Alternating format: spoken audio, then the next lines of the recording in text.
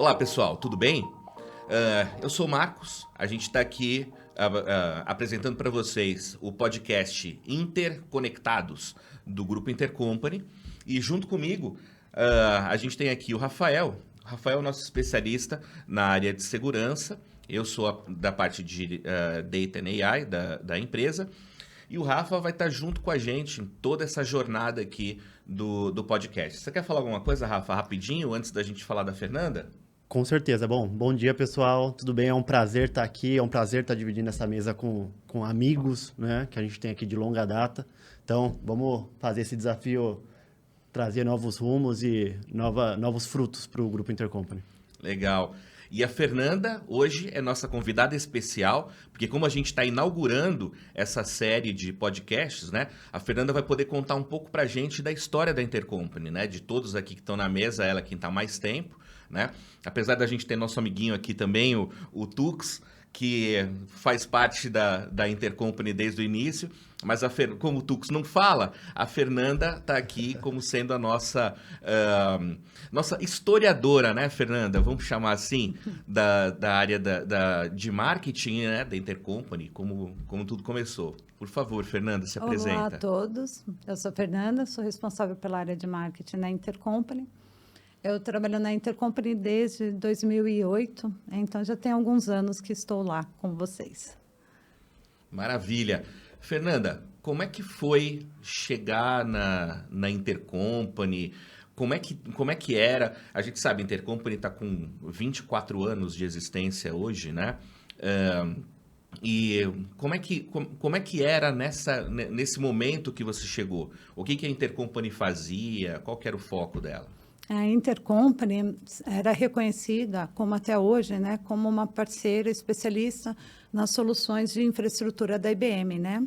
Responsável por ganhar alguns prêmios em destaques, como melhor parceiro, melhores implementações. E quando eu cheguei na empresa, nós tínhamos um desafio de melhorar o relacionamento com novos clientes, né? Então, eu atuava na área de tecnologia, porém empresa de software, RP, e fui convidada para vir para a Intercompany com esse desafio de criar uma área de relacionamento para novas contas, né? E a Intercompany já possuía gestores comerciais, time de inside sales, mas a gente ia profissionalizar ainda mais a parte de relacionamento com novos clientes. E você foi a primeira pessoa ali a entrar para formar ou iniciar esse time de insights. Perfeito. O desafio era construir a área do zero, né? Implementar CRM, por exemplo, né? E contratar a equipe para estar atuando junto aos clientes, né? Era uma época onde as pessoas ainda visitavam muitos, né? Os seus clientes não tinham tantas reuniões virtuais, então era feito agendamento mesmo de estar indo nos clientes fisicamente. Então, era um desafio conciliar agendas de trânsito, etc., dos gestores junto a estar presente dos clientes. E a Intercompany, por trabalhar com soluções de infraestrutura, dava suporte para muitas empresas na questão de domínio normalmente, softwares de RP que elas continham, como SAP, Oracle, etc. Dessa forma, então, eram soluções que demandavam um atendimento diferenciado, né? Não era venda de volume, era algo muito customizável.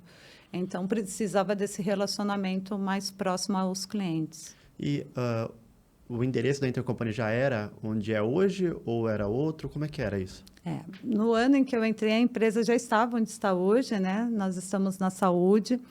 E antes de eu entrar, eu ficava na Cotribu, que é próximo ali, né? Mas quando eu entrei, já estávamos onde estamos hoje, né? E a equipe estava crescendo no momento que eu entrei também. A empresa vem passando por uma expansão ano a ano. E eu entrei justamente quando teve esse primeiro boom de crescimento de novas áreas e principalmente novos colaboradores, né, para juntar o time que já existia na empresa. Legal, Fê. E a gente sabe que a Intercompany nasceu vendendo infraestrutura, né? Os sócios, né, que fundaram a empresa, né, o Brito, o Cereto, o Lan e o Carlão. Na época, eles trouxeram essa coisa do IBM Power, né? Do AS400, Então, a gente está falando também de clientes que não são clientes tradicionais de máquina, né? Mesmo a gente falando início dos anos 2000, aliás, época de fundação 1999, né? Não era aquela característica de máquina que as pessoas estavam acostumadas a ver, que era comprar PC com micreiro, né? Ou até mesmo pensando nas marcas, né? Que já eram marcas consolidadas, a gente está falando de compras muito específicas. E aí, para você chegar nesse universo, né? De vendas e de prospecção de equipamento muito específico para grandes cargas, né? Como é que era a dinâmica e até mesmo lidar com esses clientes, né? Como é que estava isso na época que você chegou? E um dos principais desafios, olhando hoje nós temos LinkedIns, as formas de mídias sociais hoje estão muito mais efetivas do que já foi um dia. O próprio YouTube, na época, ainda acho que nem tinha ainda muita aderência. Então, realmente, era o telefone o maior aliado. Uhum.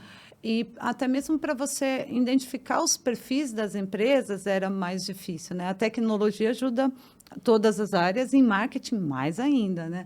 Então, era um momento onde você tinha, principalmente, as melhores empresas do ano, como o alicerce para isso, ou as mais inovadoras, não tinham muitas informações como nós temos hoje, né? Com ferramental de pesquisas e ter informação. E sim, comprava também muitas pesquisas de mercado para identificação. Comprar pesquisa de mercado, gente. É isso aí. Em B2B. B2C eu entendo que até hoje faça sentido, mas em B2B era assim que era feito. E o relacionamento era todo por telefone e basicamente telefone fixo, não era celular ainda na época, né? Então, todo o conhecimento, vamos dizer assim, era baseado em compras de informações e muito o one-to-one mesmo. Era um trabalho de formiguinha, desde identificar o telefone correto, validar se aquela pessoa era o contato correto. Então, era um modo mais demorado, digamos assim. E o mapeamento também era mais difícil do que é hoje, né? E eu acho que uma das coisas assim mais interessantes é que, embora, né, sempre nós tínhamos a IBM Power, a S400, mas nós também trabalhávamos com storage. Armazenamento de dados já era um problema lá. Hoje a gente sabe que é até maior, né? Então, a situação das empresas, acho que nesse perfil não mudou tanto. Precisavam de processamento, precisavam armazenar os dados de forma seguras. Então, e com os produtos IBM fica mais tranquilo, uma vez que todo mundo confia, né? O discurso fica mais fácil. Porém, como eu disse, eu vim de software, então o desafio de conhecer melhor como é que fazia aquele software rodar. Então, por um lado, facilitou muito que na hora de conversar com os clientes eu não falava quantos processadores tinha, ou na hora de treinar as meninas, não entrar no techniquez, e sim no que realmente ia apresentar de diferente para aquelas empresas, né? Fazer diferença no atendimento ao cliente, porque no final do dia o que as empresas querem é atender melhor o seu cliente, independente de qual seja ele, né? Então, tendo uma infraestrutura para suportar o RP, por exemplo, que é o core da empresa, e ele funcionando 24/7, é uma segurança para a empresa que no final do dia vai ser um faturamento que vai acontecer no prazo, uma entrega que vai acontecer num prazo, ou até um atendimento telefônico para o cliente que vai ser registrado e vai estar dentro do prazo e da satisfação do cliente. Então, na verdade, o nosso desafio não era vender a máquina, era realmente que a empresa tivesse o core dela respeitado na forma que o negócio dela precisava. Sensacional, sensacional. E isso, Fê, tem muito a ver com o que aconteceu com a Intercompany ao longo desses 24 anos, né? E o Rafa está aqui para falar um pouco também dessa transformação toda. Afinal de contas, você falou aqui, comprar pesquisa de mercado, né? Comprar dados. A gente fala hoje de dado como sendo o novo petróleo, né? E as empresas, não só a Intercompany, mas muitas empresas sempre compraram dados para poder fazer esse tipo de trabalho de prospecção ou até mesmo para fazer seus próprios planos de expansão, né?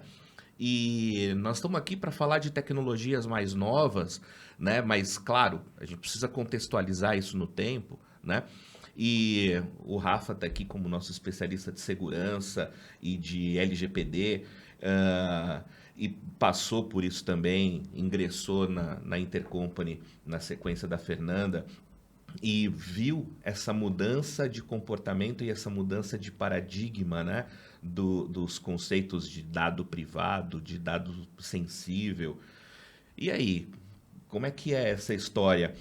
Pensando agora no contexto da segurança da informação, essa visão, né? De como era, como é. Conta um pouco pra gente disso aí, Rafa. Na verdade, hoje isso tem que estar muito claro para o consumidor, né? Para o seu cliente. Então, por exemplo, se você vai compartilhar esse dado com terceiros, a pessoa que é detentora dele, né? O titular do dado, ele tem que estar ciente de que esse dado será compartilhado. E para quem? Né? Uhum. E, óbvio, ele tem que ter o poder de ir lá e contestar isso também, caso ele queira. Então, ele pode ir lá e solicitar o poder de deleção, por exemplo. Entrar em contato com essa empresa, que tem o dado dele, e ir lá e falar, pô, eu quero que você delete os meus dados, entendeu?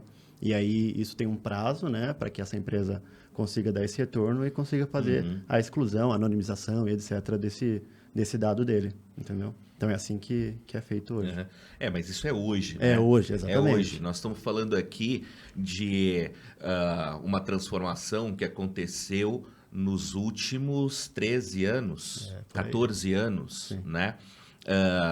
E, de novo, voltando aqui na questão, né, de que a Intercompany tem 24. Se nos últimos 14 a gente viu essa transformação acontecer, né, da Intercompany até ali naqueles primeiros 10 anos de existência, sempre focado nessa questão da infraestrutura, respeitar o core business do cliente, para que ele tivesse segurança, eficiência e tudo mais nos seus próprios negócios, né? E aí chega o Rafael, né, depois de um tempo, e claro, você viu uma Intercompany já diferente dessa, né? Sim. No ano que você entrou, a Intercompany já estava nesse processo de transformação também, porque aonde existia lata, passou a existir vapor d'água. A gente fala de nuvem, né? Boa. Então, troca a lata por vapor d'água. E essa evolução toda, né,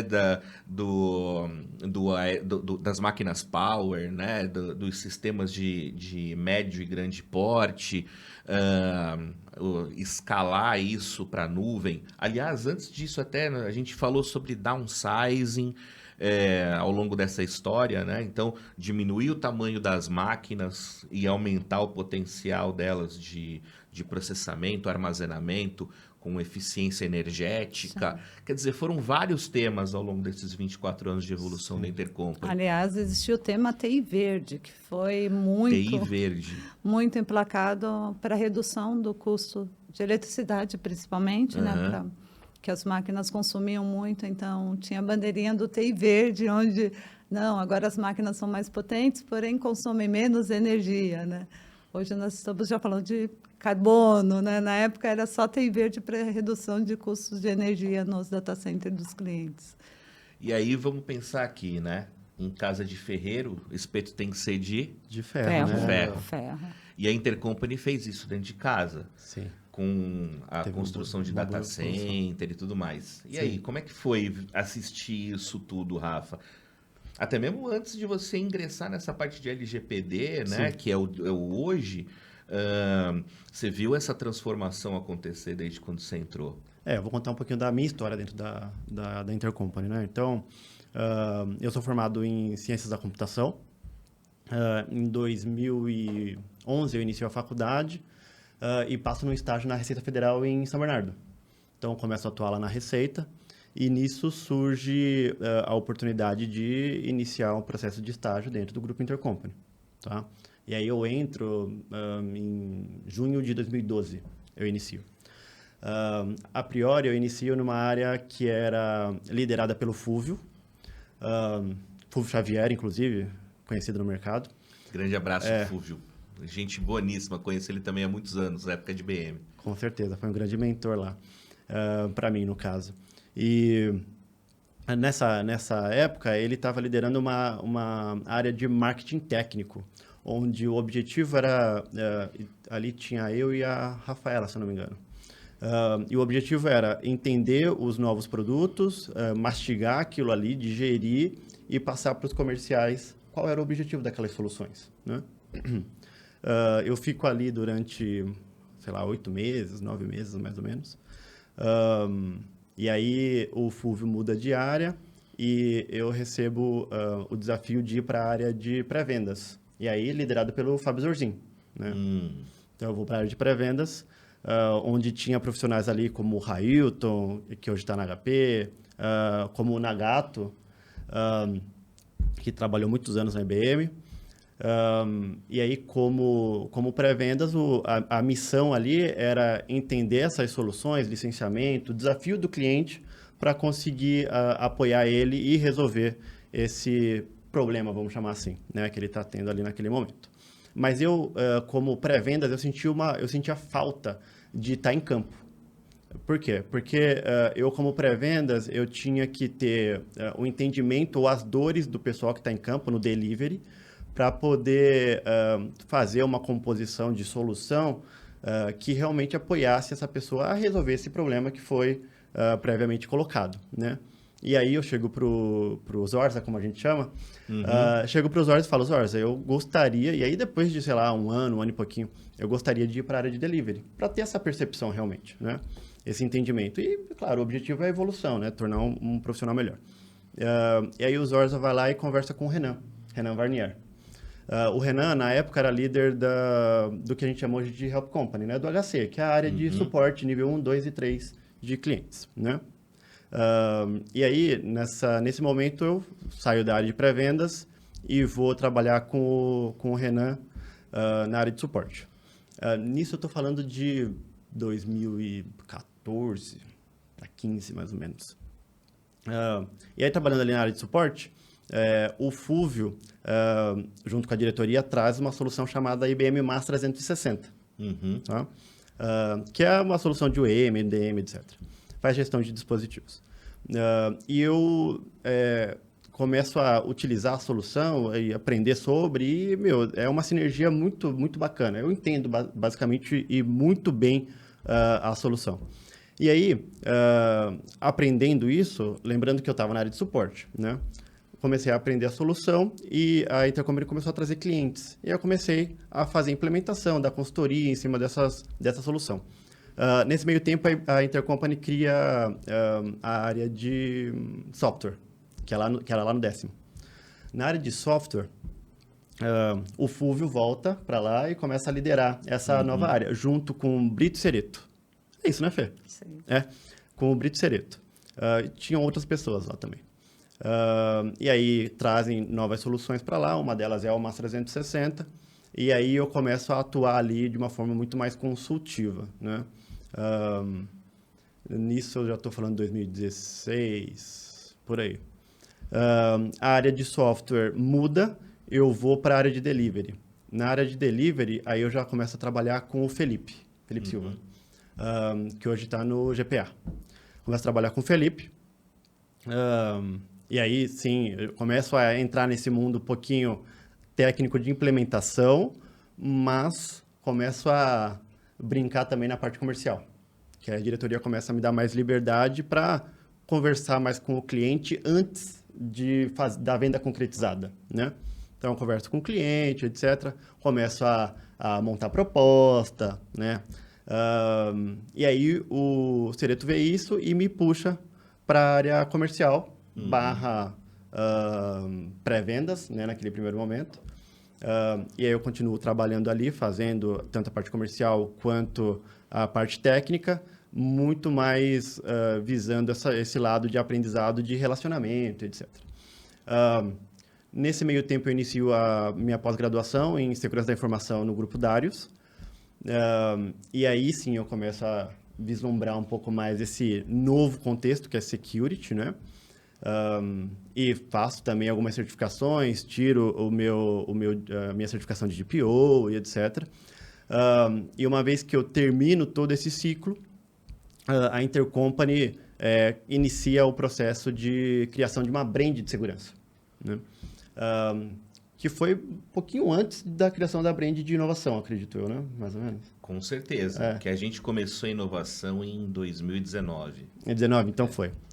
E aí a gente inicia a brand de segurança, onde eu sou responsável ali pelo portfólio, né? De entender soluções no mercado, trazer isso para dentro do portfólio Intercompany, uma vez que a gente identifique essa necessidade nos clientes, né? E hoje segurança é uma realidade, uma necessidade grande, um grande desafio, principalmente para o business, né?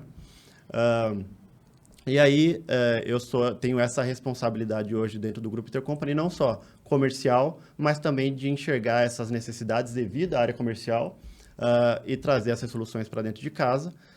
Junto com esse pilar da Brand de Security, foi criado um pilar na área técnica também de serviços, que é exatamente liderada hoje pelo Renato Silva, né? Onde ele é responsável por entender essas soluções que a gente está trazendo e passar para o time técnico para que eles consigam desempenhar, implementar, etc., dentro dos clientes. Mais ou menos Sensacional, cara. Uma baita história. E, aliás, Sim. Que currículo, hein, meu? Pois são Muito bom. 11 anos de empresa já, de estagiário, nascido e criado na Intercompany. Nascido e criado. Sensacional. E, Fê, contando um pouquinho também aqui da história do Rafa, você assistiu a história do Rafa acontecer junto com ele, né? Nessa mudança até mesmo de característica dos clientes da Intercompany. E isso traz para a gente exatamente essa visão que a Intercompany agora traz como marca, né? Que, aliás, até você citou aqui o nome do Fábio Zorzin. Sim. Eu vou deixar aqui, ó, registrado, tá, Zorzin? Convocação para você vir aqui nessa mesa, tá, cara? Porque o Zorzin, né, ele é prata da casa também, né? Sim. 15, 16 anos, Por aí. acho, de empresa. E passou por praticamente todas as áreas, desde a venda de lata, passou pelas áreas que você acabou de citar aqui, Sim. passou pela área de inovação, está hoje na área de marketing junto com a Fernanda também, né? Então, o Zorzin é uma peça importante, né, na história da empresa. Mas Fernanda assistiu essa transformação toda e até mesmo a transformação da marca da Intercompany, várias passagens, né, da marca Intercompany, e hoje a gente fala de Business Evolution como uma das brands, a gente fala de Services como mais uma brand, Security, que é a área que você gerencia, e a área de inovação, que é a mais recente de todas, né? E você quer colocar mais alguma coisa a respeito dessa mudança toda de visão, né, da empresa? Que é isso que, no fim das contas, reflete esse tal de Business Evolution por trás. Na verdade, assim como os nossos clientes aumentaram a maturidade, estavam passando por transformação, a empresa também sofreu essa transformação, até porque nós existimos em prol dos clientes, eles estão precisando, nós estamos lá para ajudá-los. Então, a empresa que era apenas reconhecida, apenas não, né, que é muita coisa, mas era reconhecida como empresa de soluções para infraestrutura, disaster recovery, alta disponibilidade, infraestrutura para os principais deliveries dos clientes, também sentiu essa necessidade de ampliar seu portfólio para atender melhor ainda os nossos clientes, né? E com isso começou essa transformação, onde além de infra, nós incorporamos soluções em software, né, que complementam, na verdade. O DNA não alterou no final do dia, continuamos ajudando os clientes a fazerem seus negócios funcionarem. E com isso ampliou o portfólio, né? Mesmo na parte do Business Evolution, que cuida da parte de infraestrutura, nós incorporamos automação, que hoje já é uma realidade na área de TI, né? As empresas precisam da automação. Cloud, que era um sonho lá atrás, ainda a gente passou por um momento de ter que explicar o que era cloud para cliente, né? Evangelizar, né?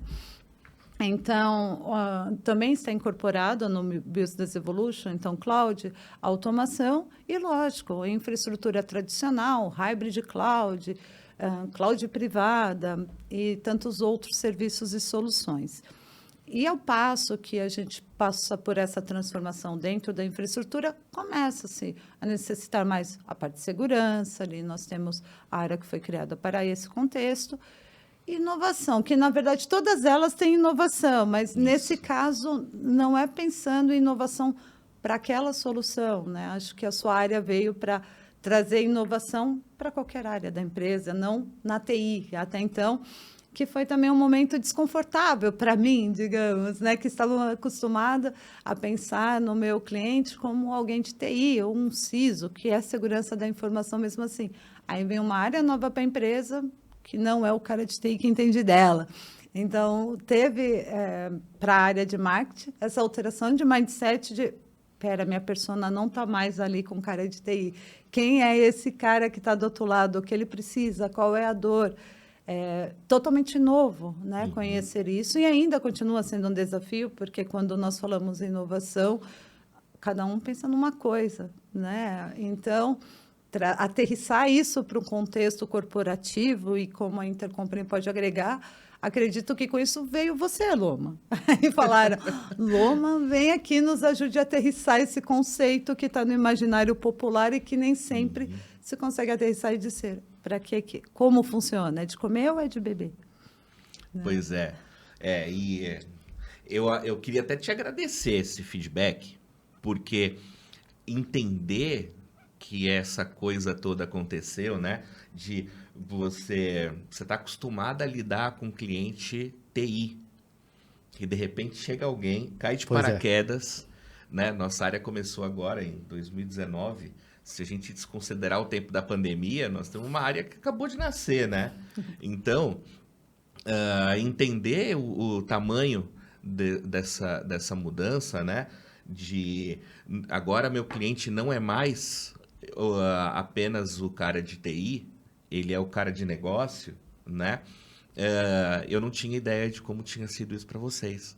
Então, é bom, faz bem a gente tomar conhecimento disso também, né? Ajuda a gente a lidar com essas questões no dia a dia. E realmente, inovação é um tema até muitas vezes controverso quando a gente fala de inovação, porque é uma palavra que ela é usada muitas vezes só para deixar a propaganda mais bonita, né? O pessoal de marketing é difícil, explora né? bastante, né, o tema da inovação. Está marginalizada, né? Bastante marginalizada, né? E até mesmo a gente tem que tomar cuidado para a gente não depreciar a palavra inovação. Inovação, tem aquela frase, né, que todo mundo repete aos quatro ventos, que é encontrar uma maneira melhor de fazer o que a gente já faz, aquela coisa toda. O mais difícil de tudo é botar isso em prática. Botar isso em prática é um desafio gigantesco, né? E inovação, quando se fala em tecnologia, se confunde muito, né, com essas novas tecnologias, como inteligência artificial, IoT, machine learning e blockchain, essa coisa. Todo mundo acha que inovação é isso, né? E aí a maneira como a gente vem falar de inovação dentro do Grupo Intercompany é realmente falar assim, peraí, vamos olhar para os nossos clientes e vamos conversar com os nossos clientes e descobrir aonde que estão as dificuldades, os gargalos, né?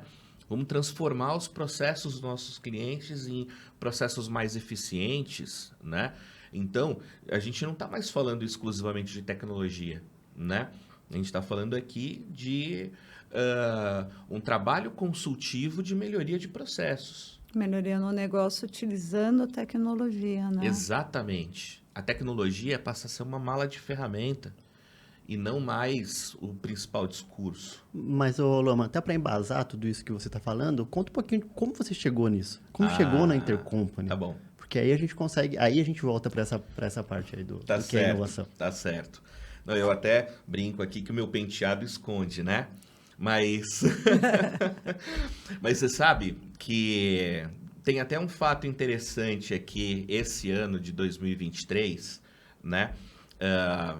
Mês de outubro, aliás, de 2023, eu comemoro 30 anos do meu primeiro código-fonte comercial. Caramba. Eu tenho ele impresso em formulário contínuo, ainda com a rimalina, né, guardado num arquivo. O primeiro código-fonte que eu produzi comercialmente foi em outubro de 93.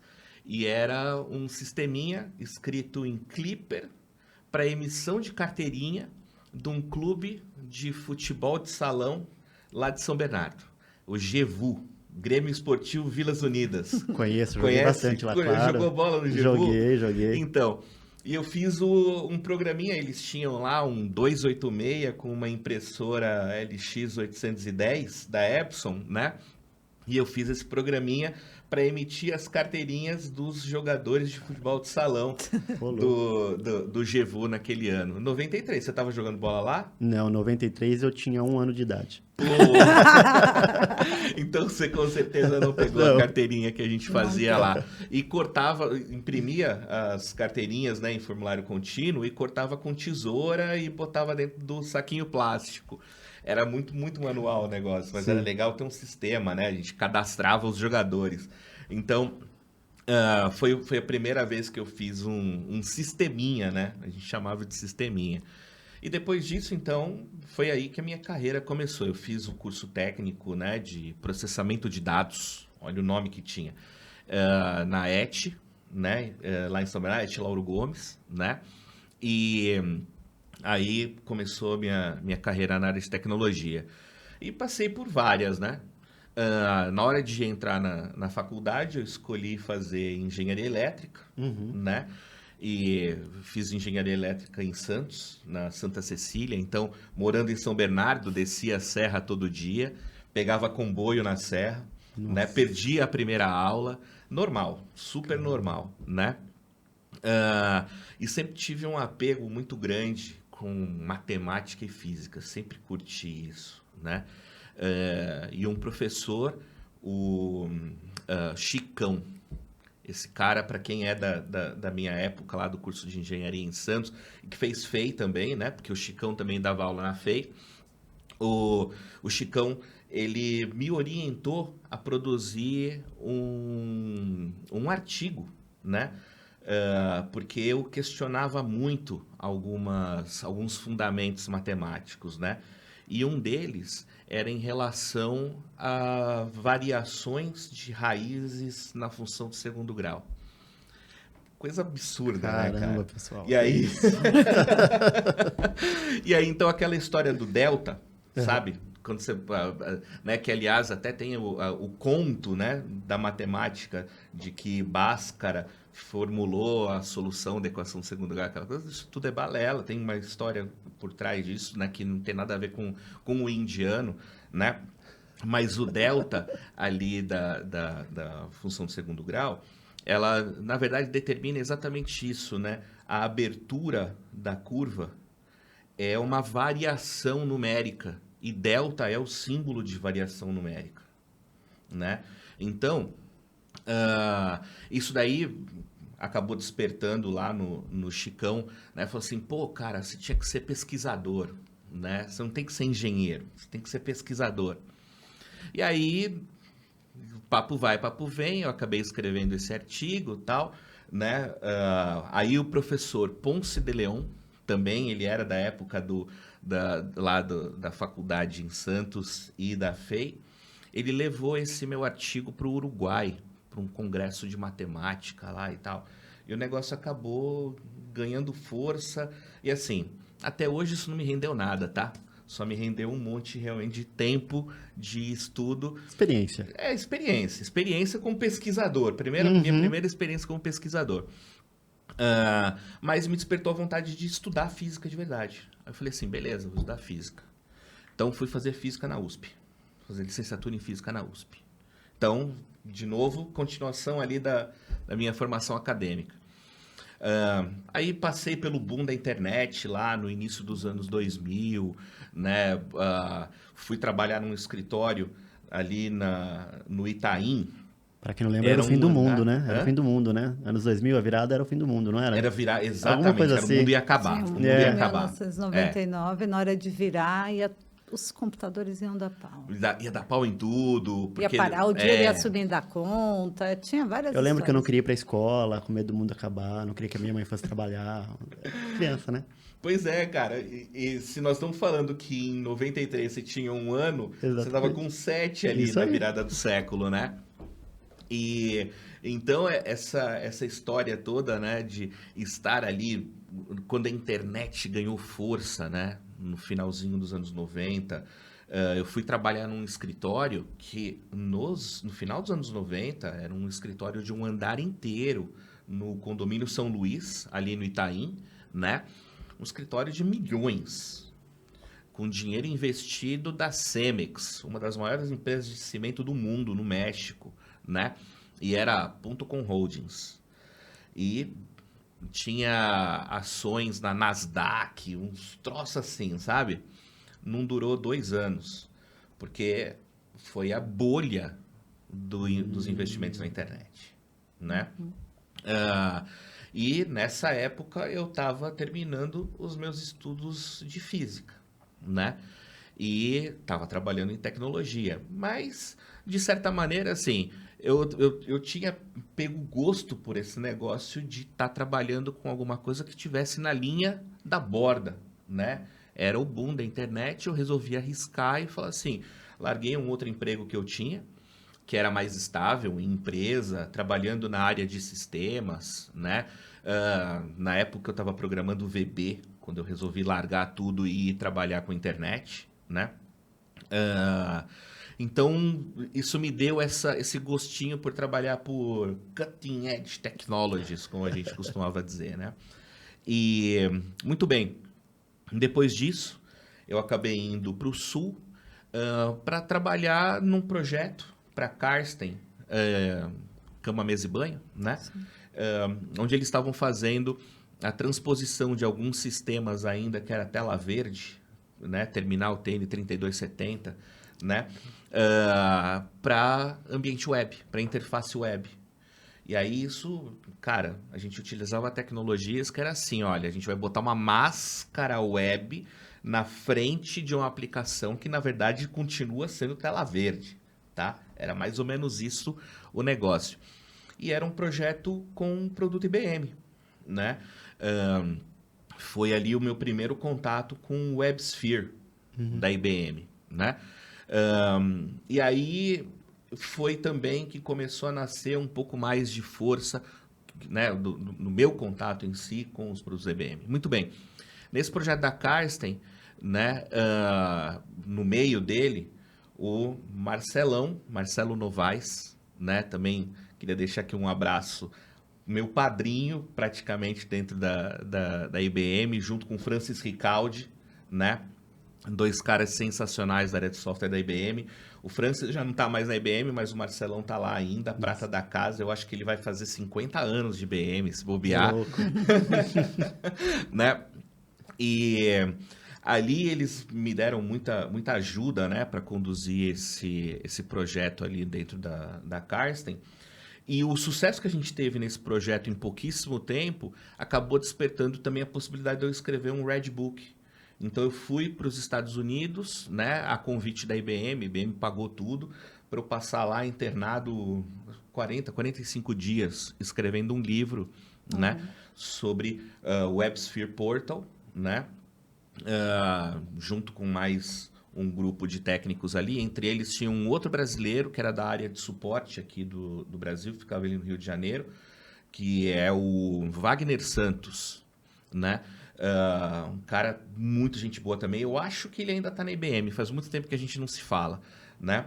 Mas o Wagner estava lá também. E isso trouxe muito aprendizado também, sabe? Esse trabalho de escrever Red Book, ele não é só um trabalho em que você entrega parte do teu conhecimento, mas sim é um trabalho que você recebe muito conhecimento.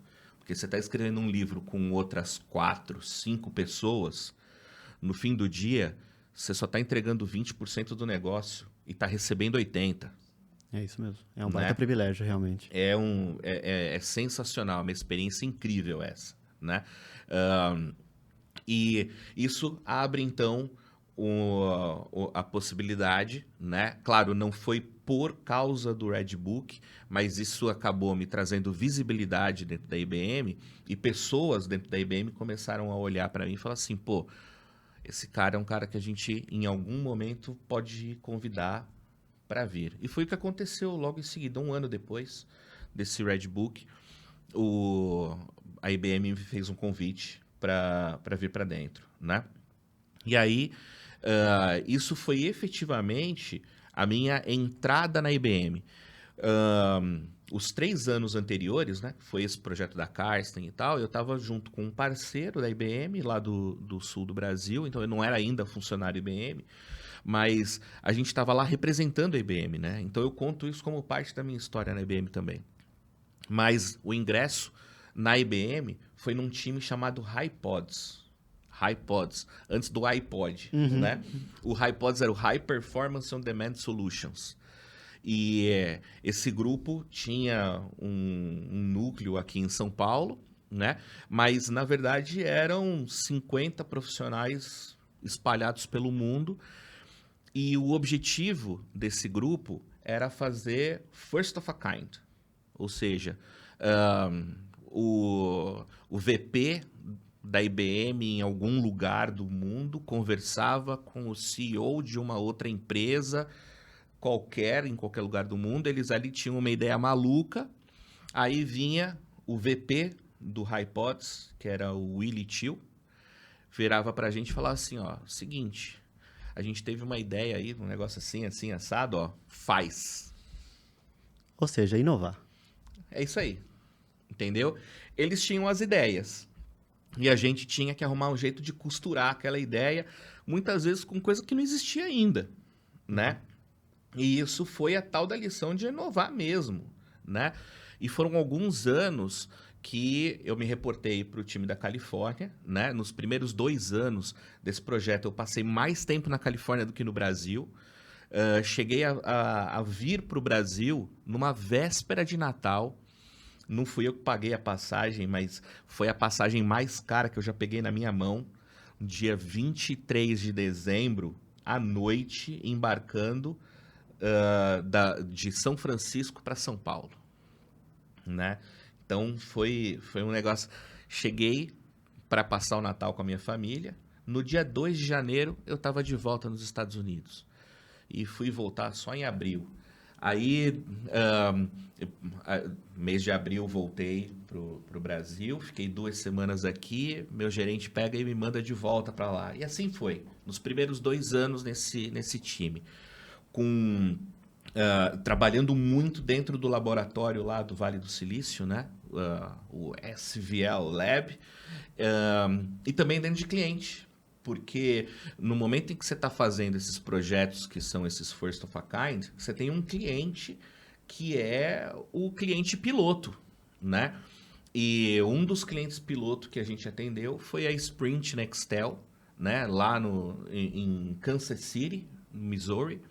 E também passei 3 meses dentro da Sprint Nextel. E, aliás, foi uma época que nevava tanto. Foi invernão mesmo, né? Que eu cheguei a passar um período fazendo home office dentro do hotel. Eu ligava pro meu gerente e falava assim, cara, eu tô fazendo home office do lado da empresa aqui em Kansas, deixa eu ir embora. Né? E ele falou assim, cara, não dá, porque não tem como você vir embora. Você vai ter que fazer home office do hotel mesmo, né? E aí passaram as nevascas e tudo mais, voltamos para dentro lá dos escritórios da Sprint Nextel, né? E naquele projeto saiu um projeto chamado Launchpad, que era a plataforma de lançamento, né? E era um projeto de mashups, né? Então se juntava dentro de um mesmo portal. Você vê que orientado a portal, que era a minha experiência anterior e tal, né? Então, se juntava num portal, ferramenta de documentação, como o Wiki, tinha acabado de surgir o Wikipedia na época, né? Tinha ferramenta de blog também, os blogs estavam começando a pipocar, então a gente trouxe um painel de blog para dentro do portal. E aí tinha recursos de agenda e isso e aquilo. E aí a gente foi integrando esses elementos todos dentro do portal, criando um ambiente de colaboração, né, para as equipes poderem trabalhar nos seus projetos, né? Isso foi o tal do projeto batizado de Launchpad, a plataforma de lançamento de novos produtos. E a Sprint usou o Launchpad para gerenciar todo o projeto deles de 4G, né? Então, esse projeto ele acabou até mesmo dentro dos escritórios da Sprint Nextel lá nos Estados Unidos. Ele ganhou essa notoriedade de falar assim, né? Poxa, como foi legal, como foi fácil a gente trocar informação e manter a informação agrupada para um time trabalhar de forma colaborativa. E aí o que aconteceu? Esse desenho virou um produto que depois a IBM lançou como Lotus Connections. Nossa. Sim. Entendeu?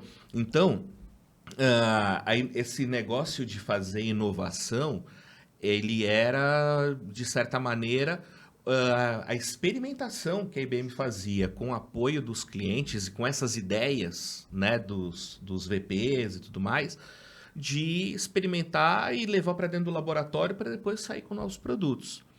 E aí um outro produto que saiu dali, ele nasceu com o nome de RDP, Request Driven Provisioning, né?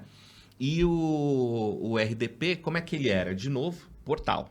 Portal era tudo nessa época, né? A gente estava falando da virada da internet, o que sobreviveu foram os portais. E então, através de um portal, você poderia fazer uma solicitação, um formulário, né, de uma máquina virtual que tivesse tanto de CPU, tanto de memória, tanto de disco e tal. A princípio, esse negócio só funcionava com Linux, né, Tux?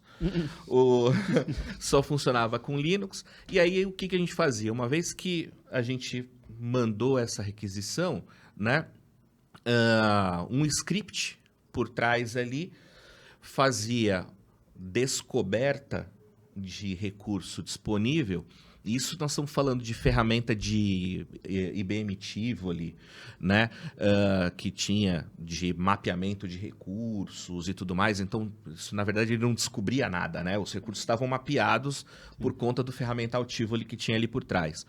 Mas o script ia lá, ele identificava recurso disponível, que coubesse aquela solicitação, e o script, então, disparava um silent install de uma máquina virtual. Né? Uma VM, vamos chamar assim. E não era a VMware que a gente usava na época, era outro modelo de virtualização, o Zin, né? Ou Xen, como o pessoal fala por aqui. Então, a gente fazia essa virtualização no Linux, instalava um subsistema Linux lá dentro e tal. Tá pronto, tem endereço IP, gera uma senha de root, manda um e-mail de volta para o requisitante falando assim, olha, a máquina virtual que você pediu, ela está nesse endereço IP, e essa daqui é a senha de root para você acessar. Isso levava minutos para acontecer. Acho que nem minutos, alguns segundos para esse processo todo acontecer, né? O tal do Request Driven Provisioning. E aí, alguns clientes começaram a olhar para isso e se interessar, né? Então, entre outros clientes, né, um dos que eu posso citar aqui é o banco JP Morgan Chase. O banco JP Morgan Chase virou e falou assim, eu quero fazer isso, porque eu quero começar a usar melhor a minha infraestrutura, porque eu tenho aqui uma quantidade de recursos que eu tenho disponível para os meus picos de demanda, só que quando a minha demanda está menor, esse volume está subutilizado. E se eu puder, então, fazer a alocação dinâmica desses recursos através dessas requisições de portal, de forma automatizada, né?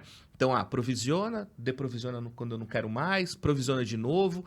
Eu não preciso mais me preocupar em infraestrutura para projetos, principalmente olhando para a linha de negócio, né? Porque aí alguém precisou lá da linha de negócio, solicita uma máquina virtual, roda o seu projeto ali e deprovisiona. vai reduzir a minha preocupação em orçar recursos para projetos da área de negócio. E aí, vocês conseguem imaginar o que é esse negócio? Cloud. Hoje o que você faz? Você faz uma requisição de máquina virtual no ambiente público comercial. Daí a pouco você recebe de volta ali uma instrução dizendo assim, olha, você pode acessar seu ambiente virtual assim e provisiona, deprovisiona e faz o que você quiser com aquilo, né? Isso nós estamos falando dos anos 2005, 2006. A gente estava fazendo isso e foi exatamente com os recursos que a gente levantou desse projeto do RDP que foi iniciado o IBM Cloud Labs lá no Silicon Valley. Entendeu? Sim. Então, essa também é uma outra história muito legal. E esses dois projetos que aconteceram mais ou menos ali em paralelo, né? O projeto do Launchpad e o projeto do RDP, eles acabaram me rendendo um prêmio internacional na IBM, que é o IBM Star Award, né? Que posso dizer que é o maior prêmio concedido à área técnica, né? Porque tem outros prêmios concedidos para a área comercial e tal, que esses são os mais difundidos, mas para a área técnica, esse é considerado o maior prêmio concedido a técnicos, né? E eu fui o primeiro cara a receber esse negócio abaixo da linha do Equador. E aí fui passar um final de semana nas Ilhas Virgens. Um negócio isso, é outro nível, né? Chique demais. Foi muito legal, né? E fiquei nessa área até 2012, né? E aí, nessa época, eu voltei, vamos chamar assim, eu não estava local lá nos Estados Unidos, mas eu respondia para uma gerência no Silicon Valley ainda, né? Mas eu voltei a responder a uma gerência aqui na América Latina, que era a gerência de Smarter Cities, né? E a gente estava finalizando um projeto aqui, que era o Centro de Operação Rio, utilizando o Intelligent Operation Center da IBM, né? Aí acabei tomando conhecimento desse produto e tal, e estava se começando a falar sobre os grandes eventos, né? O primeiro grande evento, a visita do Papa, depois Copa das Confederações, Jogos Olímpicos, Copa do Mundo, né? E para esses grandes eventos, naquela época, né, foi criada uma Secretaria Especial de Grandes Eventos, a SESG, né? Que era subordinada à Polícia Federal, ao Ministério da Justiça, e tinha ali, então, essa Secretaria Especial, né? A nossa presidente era Dilma, na época, e entre outros requisitos do recebimento desses grandes eventos no Brasil, era que o Comitê Olímpico Internacional exigia que a gente tivesse um plano de segurança que fosse condizente aos eventos que a gente ia receber. E aí, então, foi criado um consórcio entre algumas empresas, a IBM fez parte desse consórcio e entrou com a parte do software. Então, a gente construiu ali, eu fui também, mais uma vez, ali o líder técnico da implementação desse projeto, que foram caminhões totalmente equipados, tinha um CPD dentro do caminhão, né? O caminhão ele tinha o baú expansível, né? Para comportar uma sala de emergência e sala de situação, na verdade, o que a gente chamava, né? Sala de situação, onde agentes de segurança pública e até mesmo de outras secretarias poderiam utilizar essa sala de situação para resolver problemas de segurança que os grandes eventos podiam gerar, né? Como tumulto, aglomeração, acidentes, incidentes de modo geral. Como se fosse o nosso War Room do mundo TI. Exatamente, um War Room para segurança. Entendi. Exatamente, para segurança física. Tá? Uhum. E cada caminhão funcionava de forma autônoma. Inclusive, tinha lá multiplexadores para várias formas de conectividade. Então, você tinha desde conectividade GSM, 2G, 3G, rádio, satélite, isso, aquilo outro, para garantir a conectividade desses caminhões. E debaixo dessa estrutura de comunicação, um rack com tudo quanto é equipamento que você pode imaginar, né? Para que a gente pudesse colocar um centro de operação inteligente no mesmo molde do Core. O centro de operação Rio, que era ainda, né, um espaço imenso ali com software de inteligência e orquestração para todas essas secretarias, né, ali do Core. Você imagina que a gente teve que compactar isso dentro de um baú de um caminhão. Nossa. Entendeu? Uhum. Então, e aí a implementação do software, a comunicação entre as unidades móveis e as unidades físicas, né? A construção das Standard Operation Procedures, né? As SOPs, então eram os procedimentos padrões que foram criados para cada tipo de situação. A gente tinha câmeras de altíssima qualidade instaladas nesses caminhões, até mesmo com mastro telescópico, que essas câmeras subiam a 15 metros de altura. Câmeras com alcance extraordinário. E a gente tinha já, naquela época, estamos falando aqui de 2012, 2013, a gente já tinha software de inteligência, né, para análise de imagem, né, que era também software IBM. E esse software era utilizado para fazer análise situacional. Então, você pega, por exemplo, indivíduo em posição suspeita, né? Não precisava de um agente humano olhando para a tela para identificar uma atitude suspeita. A gente conseguiu treinar um modelo preditivo que, a partir da imagem capturada pela câmera, disparava um alerta, né? Ou então, mochila abandonada, ou aglomeração no portão, né? Ou tumulto. Tudo isso eram modelos de análise de imagem que disparavam esses procedimentos standard, né? Que manda mensagem para o agente público e, enfim, né? Aciona quem fosse necessário para cada situação. Guarulhos hoje é referência, né, nesse tipo de identificação, não é? No aeroporto? Aeroporto de Guarulhos usa uma tecnologia muito mais nova, claro, não é o mesmo software, tá? Mas sim, o Aeroporto de Guarulhos é uma referência mundial no uso de reconhecimento facial para autenticação de viajantes brasileiros, né? Então, através da comparação da foto do passaporte com o indivíduo, né? A gente tem os portões, né, que permitem o acesso dos passageiros brasileiros registrados, e isso é único no mundo, né? Então, pode até ser que a informação esteja desatualizada, que em algum outro lugar do mundo já tenha, mas Guarulhos, sim, é referência. Foi o primeiro a desenvolver esse tipo de ação, né? E fechando aqui o cenário dos grandes eventos, essa foi a minha última passagem dentro da área de implementação mais convencional, né? Que não deixava de ser também alguma forma de inovação. Mas foi aí que um diretor que trabalhou comigo lá no Vale do Silício, o Jeff Koviduk, né? Ele veio dos Estados Unidos para o Brasil, mandou uma mensagem para mim no extinto Same Time, que era o aplicativo de mensagem instantânea da IBM, né? Sim. Ele me mandou um Same Time, falando assim, Loman, queria bater um papo com você, tô indo para São Paulo, tal, né? Você pode me encontrar lá no café no 3º andar? Tal dia, tal hora? Falei, lógico, né? Vamos lá.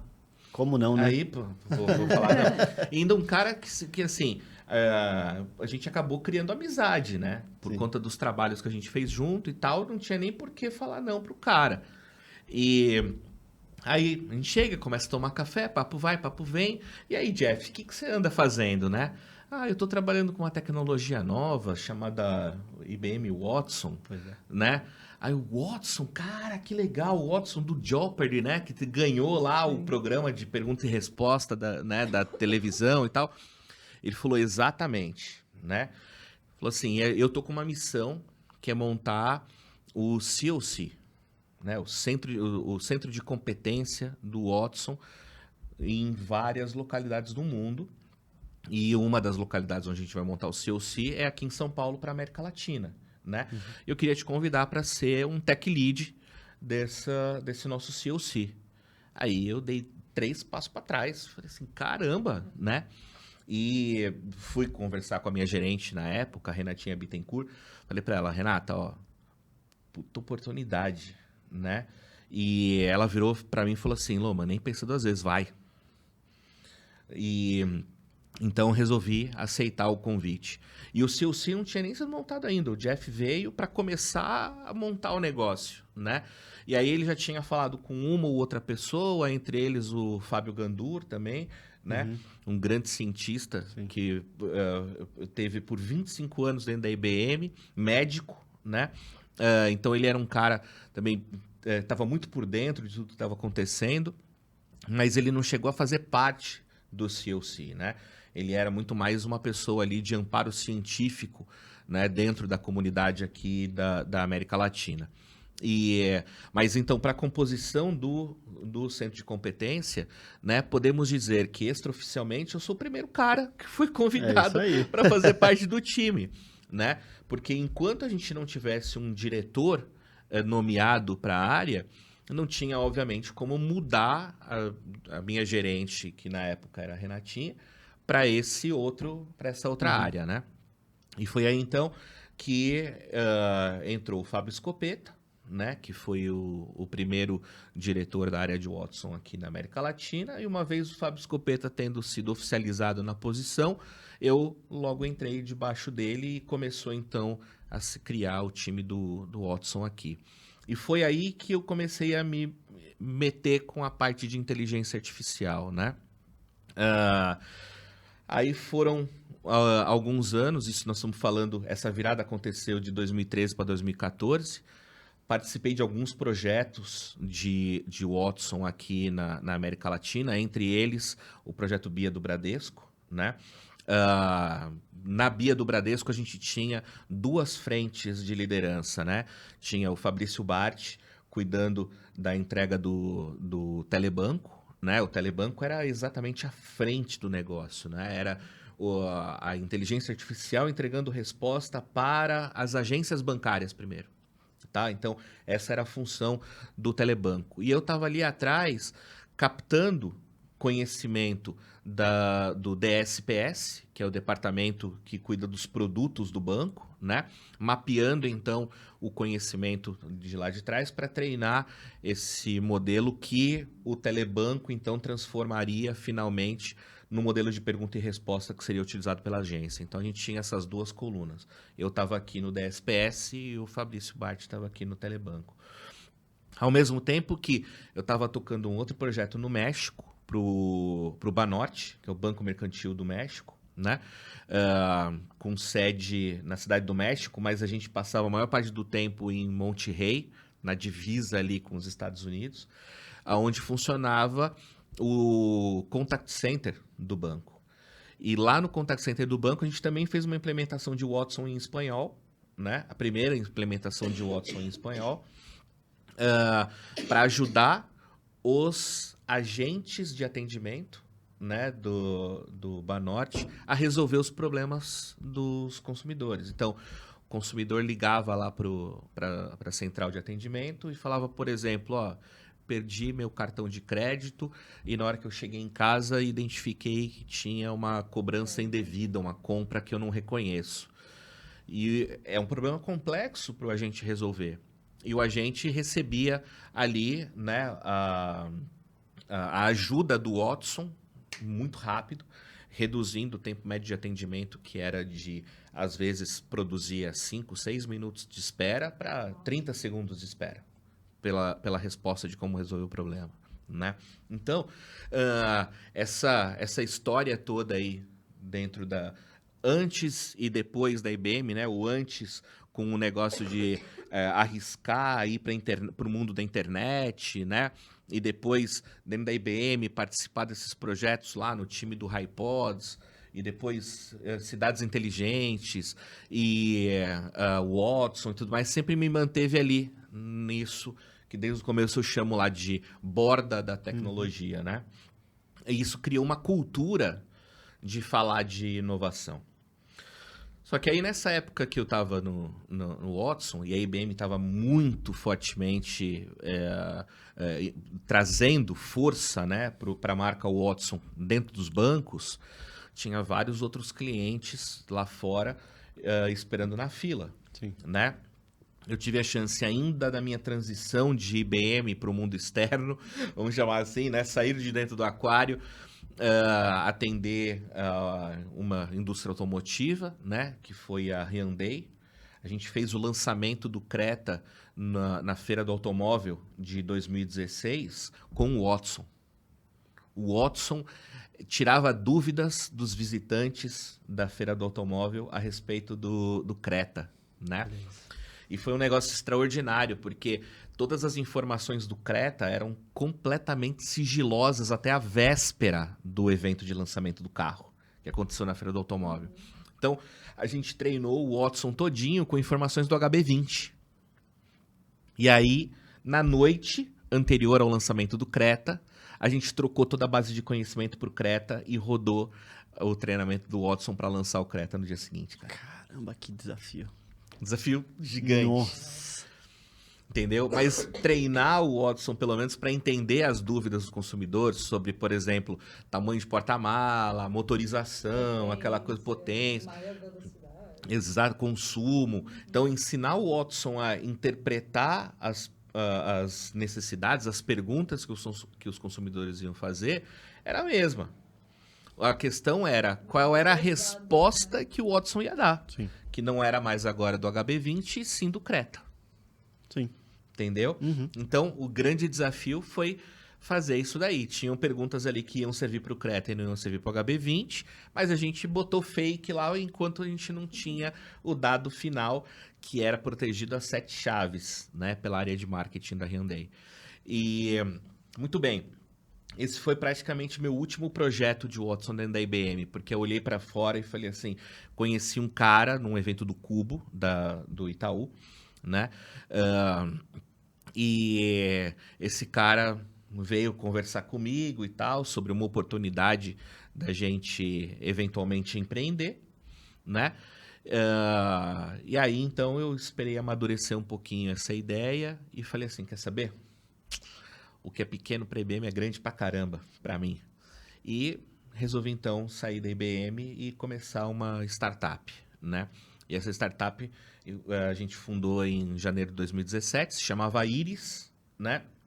E com a Iris a gente começou a atender. Atendemos primeiro a Nestlé, através de um parceiro nosso que fazia circularidade de resíduos, né? Então foi um projeto muito legal de também análise de imagem e Big Data e tal, que era voltado a cápsulas de café, né? A coleta inteligente de cápsulas de café. Então foi um projeto muito bacana, foi o primeiro projeto que a gente pegou. Em seguida, assim, colado nele, a gente pegou também as lojas Centauro, fizemos um bot para as lojas Centauro, primeiramente para apoiar os vendedores a encontrar produtos no estoque, né? Então isso trouxe uma experiência ali de chatbot usando o Watson também, tá? Mas para o varejo, né? E aí foram muitos outros e nisso eu me envolvi com o pessoal da Intercompany, a gente começou a levantar alguns projetos em comum, né? O primeiro deles foi o caso da Eurofarma, que a gente começou a construir ali em conjunto. Eu ainda era a startup Iris e a Intercompany já com tudo que ela tinha de história, né? E foi onde o namoro começou, né? E você sabe, ser empreendedor no Brasil é uma pauleira, né? E aí, por mais que eu insistisse, quisesse muito ter a experiência de surfar na minha própria prancha, eu tomei muito caldo. E aí a Intercompany virou para mim e falou assim, né, Polo, se concentra naquilo que você é bom e deixa essa parte chata com a gente, né? Então eles me fizeram uma oferta. Essa oferta para mim foi uma oferta muito vantajosa, para minha saúde, para o meu bolso, né? E então aceitei. Foi o famoso ganha-ganha. Exatamente, foi o famoso ganha-ganha. E aí eu tinha uma consideração a fazer. Falei assim, legal, eu vou, mas eu vou levando a minha metodologia de trabalho. E aí o Sereto e o Carlão, na época, foram as pessoas com quem eu conversei, principalmente o Sereto, ele virou para mim e falou assim, fechado, a gente não vai mexer em nada na tua operação, você só vem para dentro. A gente vai tirar de você a parte burocrática, administrativa, jurídica, financeira, aquela coisa toda, RH e tal, mas a metodologia é tua. Você toca do jeito que você entende que é melhor. E assim nasceu a área de inovação dentro da Intercompany. E aí você vê que essa cultura, né, da inovação, ela não veio por conta de tecnologia, né? Ela veio porque assim, olha, eu não estou aí para vender IA, vender Watson ou vender seja lá o que for de tecnologia, mas sim, até mesmo quando a gente fala aqui do projeto que a gente fez para a Nestlé, né, através desse parceiro de circularidade, né, a gente está falando de projeto de visão computacional, né, de resolver um problema de circularidade de cápsula de café. A gente vai até aqui depois entrar um pouco mais nesse tema. A gente pode até pensar num episódio para falar especificamente desse tema, porque ele é uma história bem comprida, muito, muito legal, com muito detalhe, né? Mas você vê, não era tecnologia pela tecnologia, mas era tecnologia para resolver um problema, né? E então a gente traz para dentro da Intercompany e cria uma área de inovação, porque é isso. É a gente olhar para a área de negócio e falar assim, a gente está atrás de problema. Isso aí. E o legal dessa questão das cápsulas de circularidade é que o problema era de marca, né? Que veio lá de fora, inclusive. Exatamente. Né? Então isso que era bacana. Até para contextualizar, para não deixar muito no ar o negócio, né? O problema era que a Nestlé tinha tomado uma pré-proibição de venda de cápsula de café na Alemanha. Esse problema, obviamente, bateu lá na Suíça, na sede da empresa, né?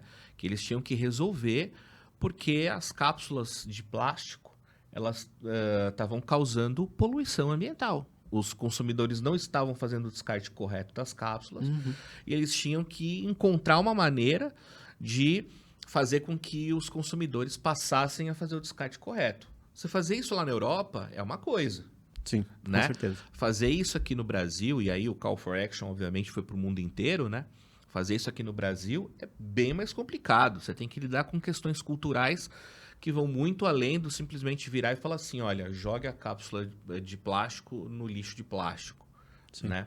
Então, o projeto acabou passando por várias frentes, como, por exemplo, incentivar.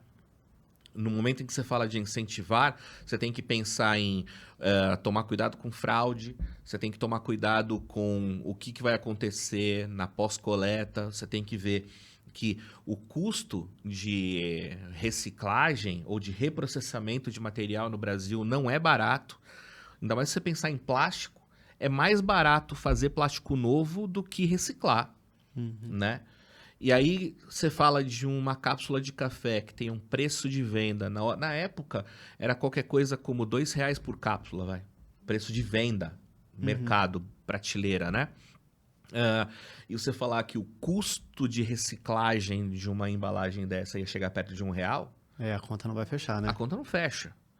Então, como é que você resolve esse negócio? Você tem que transformar isso em algo que tenha valor muito maior do que só a reciclagem. Sim. Né? Então, aonde que está o valor disso?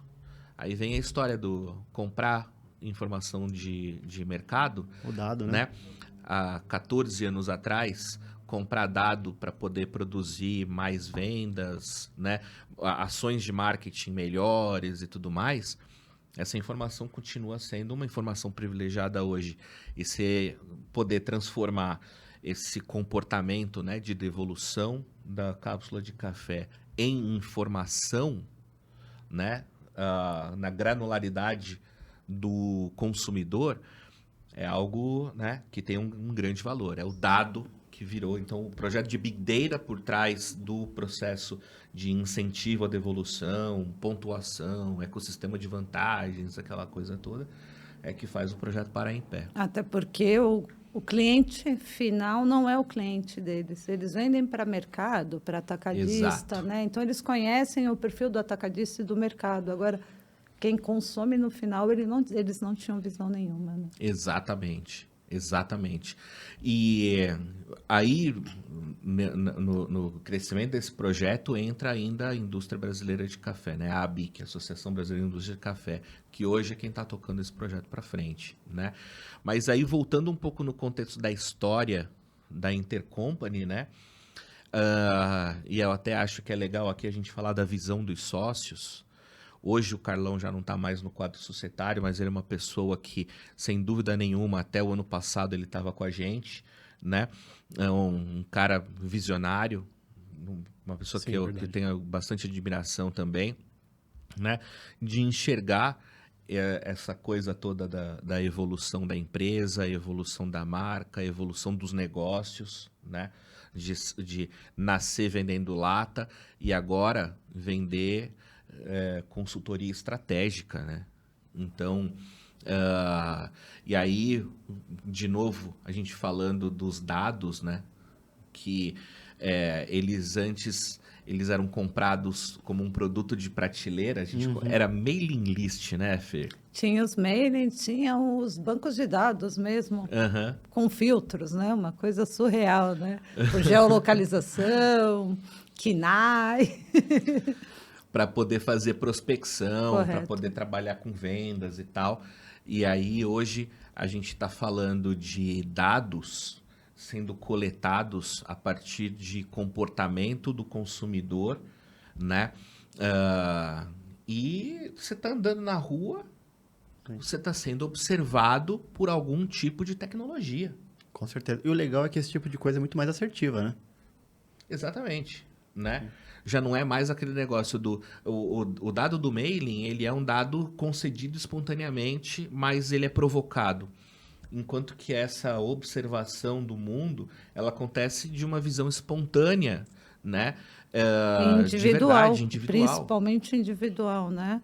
Porque tanto que antes a gente pensava, hoje a gente pensa em marketing persona, então a gente dá um nominho para o público, né? Uhum. Lá no passado não, era genérico. Você definia talvez o cargo, mais ou menos a idade, e morria ali. Hoje não, hoje nós fazemos uma análise mais aprofundada até para entender os desafios daquela pessoa. Eu não posso mais achar que todos os gerentes de um determinado segmento pensem iguais. Os desafios hoje são diferentes, cada um tem os seus. E com a tecnologia, a gente consegue chegar nesse nível, né, de conhecimento para realmente tentar trazer soluções para melhorar não só os aspectos da empresa, mas também pessoal daquela pessoa, né, que tem seus anseios. Ele, como gestor, quer o departamento dele mais eficiente, talvez um departamento que traga valor para o negócio, não é só aquele cara que antigamente ficava lá no subsolo, o CPD sempre estava no subsolo, né, terrível, o porão.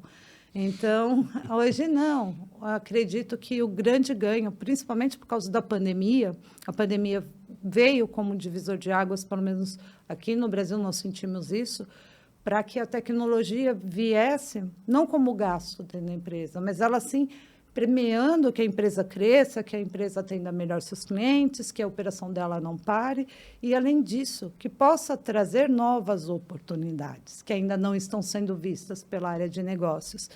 Então, acho que a Covid, a internet, a cloud, trouxe não só para a Intercompany, mas para todas as empresas, essa visão de que a tecnologia como base pode me levar mais além. E aí, como? Como fazer? E eu acho que aí entra a Intercompany com o papel de consultora para permear essa discussão, não na salinha, nas salas, no CPD, mas na empresa como um todo. Não é só mais uma visão de CPD, TI, CISO, é uma visão de negócio, onde acho que o gestor, o presidente, a pessoa de marketing, o cara de atendimento, enfim, logística, todos eles permeiam. E dependendo do segmento que a empresa atua, o core dele está bem longe de TI. Pode estar simplesmente Exato. em pessoas. Uhum. Como fazer com que as pessoas possam trabalhar melhor, produzindo mais, e, ao mesmo tempo, a empresa aumentar seus lucros. Então, todos esses desafios, acho que nós estamos aqui para ajudar as empresas nesse sentido, né? Graças a essa evolução que aconteceu. Isso aí. E agora, então, a gente pode falar que a Intercompany, né, nesses últimos anos, está exatamente dentro do seu próprio business evolution, né, passando por essas áreas todas, né? Mais do que venda, é serviço, é segurança e é inovação. Isso né? aí. Gente, o papo tá muito gostoso, cara. Eu acho que a gente podia passar aqui a manhã inteira falando, né, Fê? Sim. Porque é muita história que tem para contar. Mas nós estamos chegando aqui no final do nosso tempo, né? Muito obrigado. A tua contribuição aqui nessa manhã foi mais do que especial, Fernanda, né? E você pode ter certeza que isso daqui é só a sementinha que você ajudou até mesmo a idealizar, né? A trazer para a vida. É por isso que você está aqui junto com a gente. Rafa, Sempre um prazer, meu amigo. sensacional. Pessoal, a gente se vê então no próximo episódio do Interconectados, ok? Que vai sair em breve. Um grande abraço para todos. Fala tchau aí, Tux. Valeu. Valeu. Tchau.